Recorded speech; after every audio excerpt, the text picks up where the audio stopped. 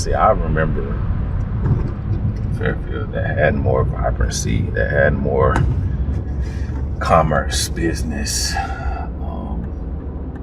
and families. And it's deteriorated over time. Just hopefully I don't pick up a nail. I thought this was such an interesting perspective and such a great thing to kind of highlight and show just how much a person's environment and what they're exposed to and what they regularly have around them and how much it can affect and I won't say dictate, but can contribute to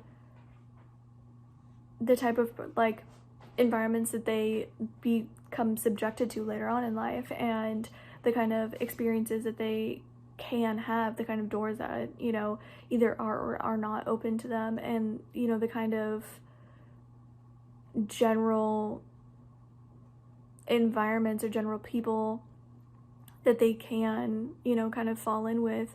I thought it was an interesting perspective to kind of strip things away, boil things down, and kind of highlight how much kind of the environment plays into this and into, you know, these kind of general things, and not general things, but like these and like choices that people find themselves making, and what like a simple influence like faith or a simple influence of, you know, having a place to go or having a church, like, or having something else in your life that is supportive, and how that can really change the path that you're on. And I really enjoyed it. I thought it was, like I said, a really beautiful perspective and, you know, a really great way to kind of shine a light on that. Freed is very important in sending a message about both reputation, legacy, and future, in the sense of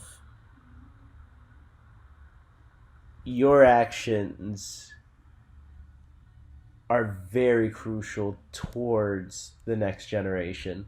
It has a very important message on the fact that when you have many demographics who are looking for role models where there are none, they will find those role models, whether they are a positive influence or a negative influence. So there has to be this sense of urgency to provide these positive role models for the younger generation to look up to, because if there isn't, they are going to look towards the closest thing they can, which is usually whatever is in their environment. So if you have a very lackadaisical approach to it, it unfortunately breeds a nasty future for many of these kids who may not have the best of circumstances at home.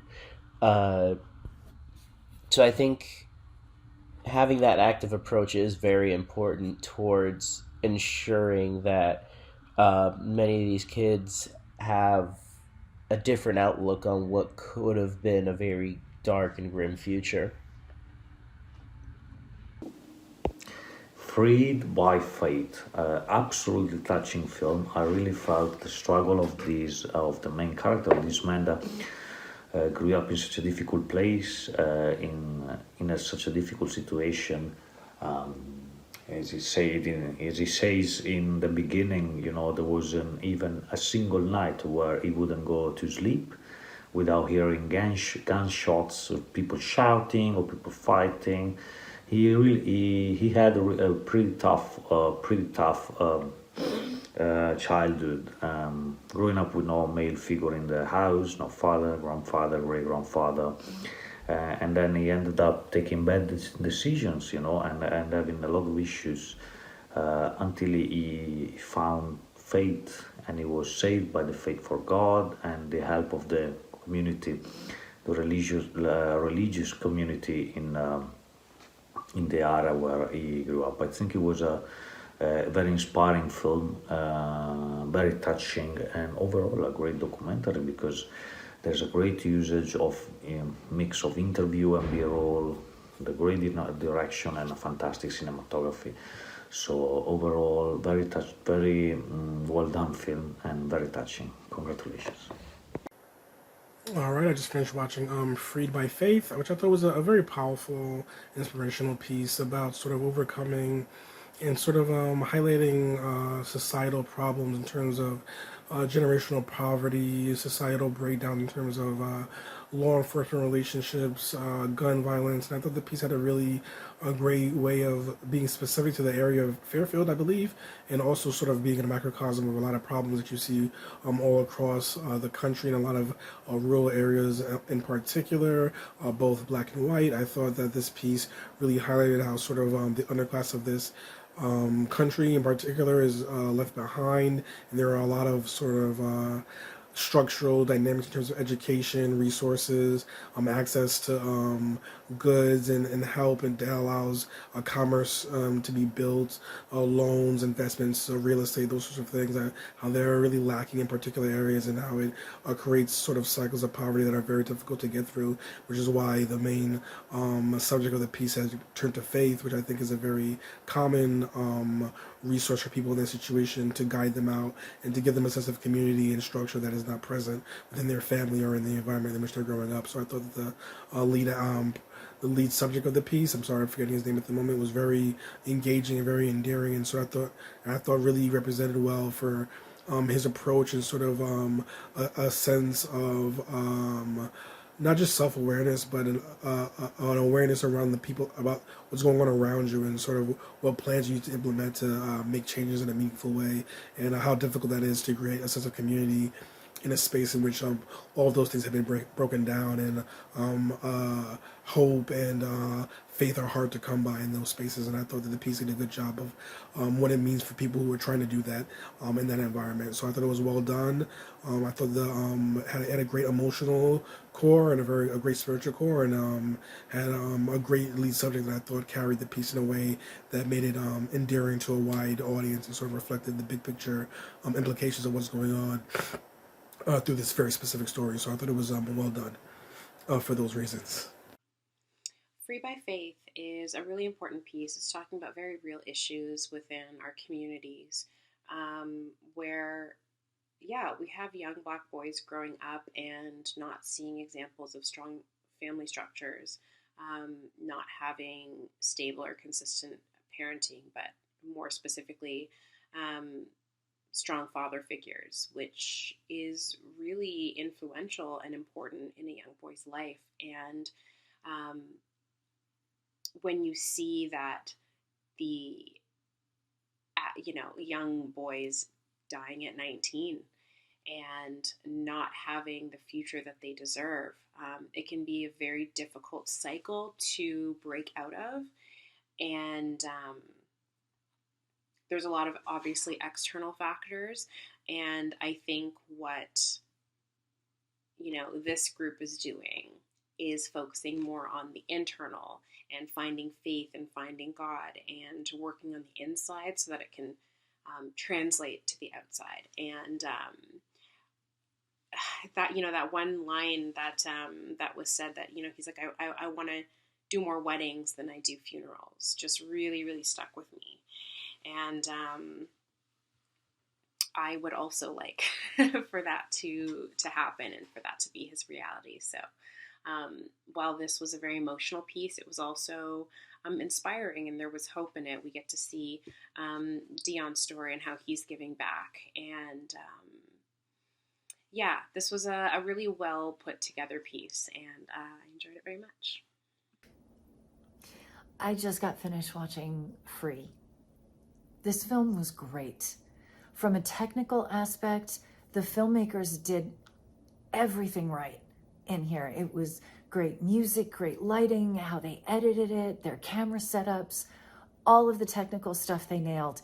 And then they made it so honest, so heartwarming, and heart-wrenching at times. They were smart with the interviews that they put forth, and just listening to the emotion in the interviews of what everybody was saying and the very, very valid points that they were making. They created such an impactful film. I loved this.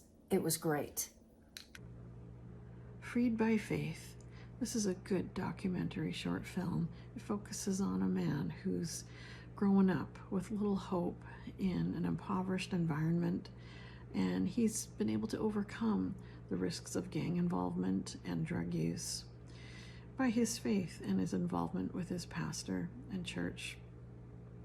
His pastor speaks to how many, many young men there are who are growing up without a good role model, and how he tries to reach out to these young boys.